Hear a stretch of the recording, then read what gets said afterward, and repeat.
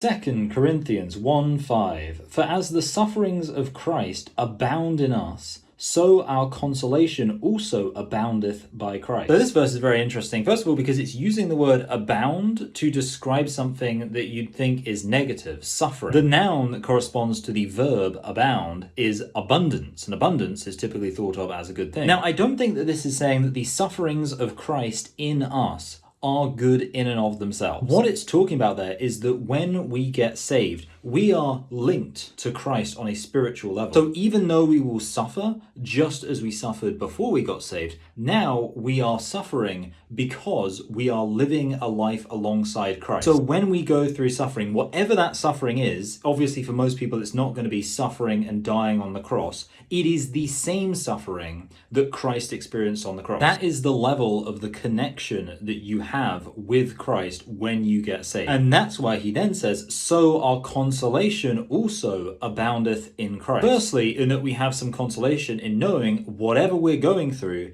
it is the same thing that Jesus Christ experienced. And in fact, going through that suffering connects us on a deeper level with Christ. Now, you don't want to go too far with that and argue that you should actively be seeking out suffering. That's why I say suffering in and of itself isn't a good thing, but it does give us that connection to Christ. And of course, we know that Christ ultimately overcame that suffering. In fact, he used that suffering to save many people, to defeat death. So with that suffering comes a great victory. Now, I should say that while I'm saying that the suffering we experience is the same suffering Jesus Christ experienced, it's not necessarily as intense. For most people, it's not going to be anything like as intense. When it's saying the suffering in Christ abounds, obviously that's the habitual tense. It's saying generally we will experience suffering in our life that abounds, but obviously we'll also experience times when it's not so much abounding. However, the fact that we know that whether this suffering is really extreme or perhaps slightly more tolerable, it is the same suffering that Christ went through should be a huge comfort to us. And while the suffering is of Christ,